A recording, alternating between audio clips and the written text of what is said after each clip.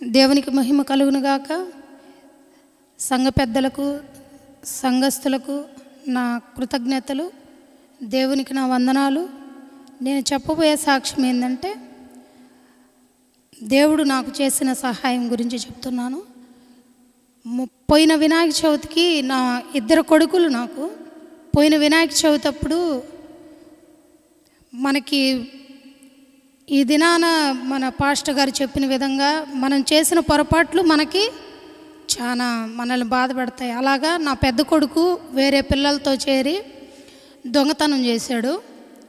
అవి పెద్ద దొంగతనాలు కాదు, కురుకురే ప్యాకెట్లు, మైసూర్ పాక్ ప్యాకెట్లు, ఇవి దొంగతనం చేశాడు.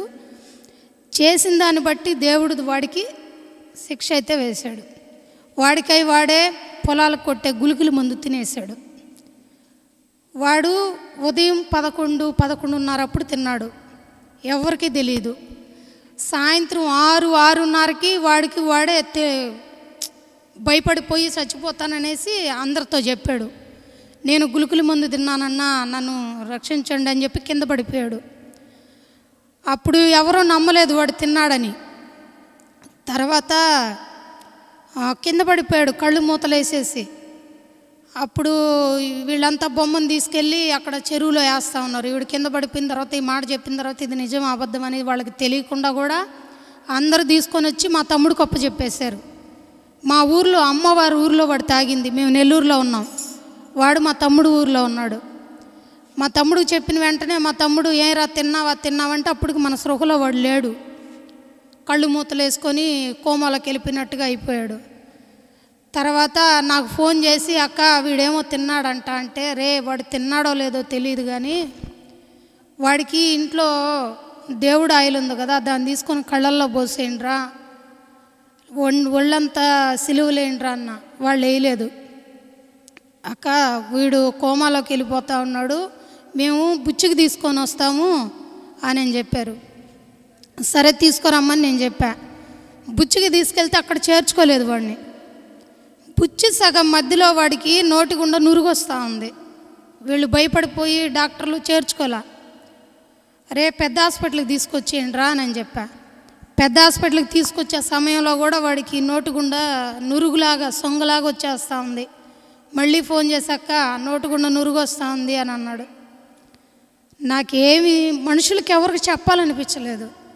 మేము వెళ్ళే చర్చికి వెళ్ళిపోయి బలిపీఠం పట్టుకొని, అయ్యా ఈయన కాళ్ళు నానా నేను పట్టుకొని బ్రతిమలాడుతున్నా. వాడు తిన్నాడో తినలేదో నాకైతే తెలియదు నాయన, నీకైతే తెలుసు. వాడు తినుంటే ఈ క్షణం ఆ బిడ్డని మీరు ముట్టి వాడి ఒంట్లో విషాన్ని నాయన కొట్టివేయమని చెప్పి బోరని ఏడ్చుకున్నాను.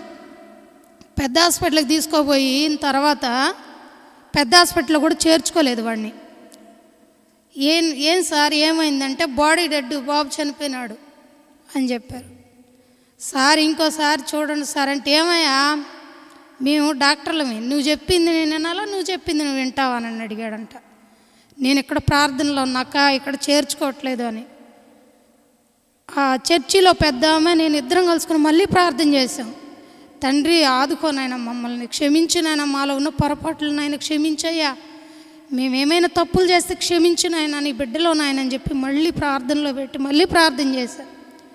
తర్వాత ఎవరో ఒక ఆమె వచ్చి, ఏమి బాబుకి ఇలాగ బండేశారు పక్కన పెట్టేశారు అంటే, బాడీ డెడ్ మేడం అంటే, నువ్వు చూసావా అంటే, బాడీ డెడ్ మేడం, బాబు అసలు సృహలో లేడు చనిపోయినాడు అని అంటే, ఆమె చేయి పట్టుకుని చూసిందంట.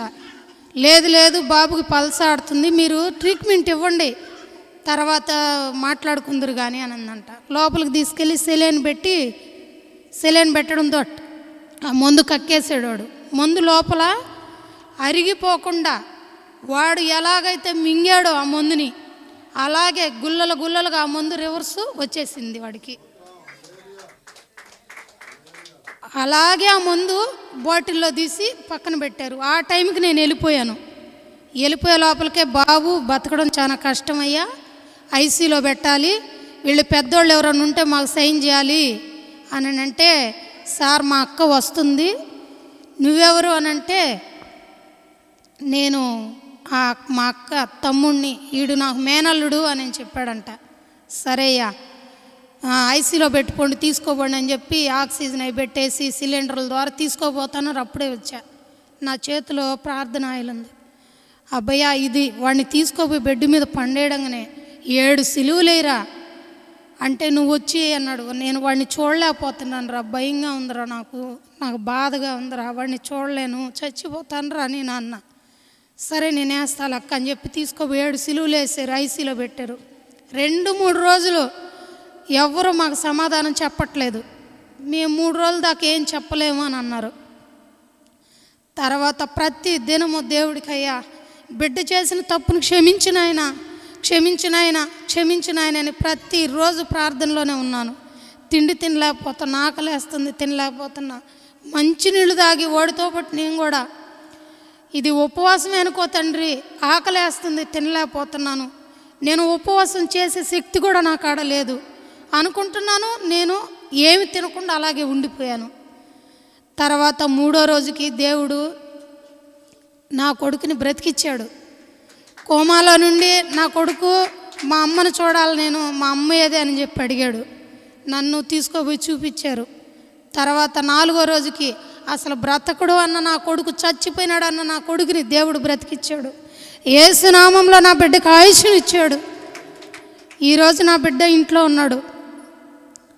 తర్వాత ఆ విషయంలో నుంచి మళ్ళీ మేము కొంచెం కోలుకొని ఉన్న తర్వాత మళ్ళీ సందీప్కి 3 నెలలు వెనక విపరీతమైన జ్వరము, పైకి లేని స్థితిలో వాంతింగ్స్, మంచాన పడిపోయాడు.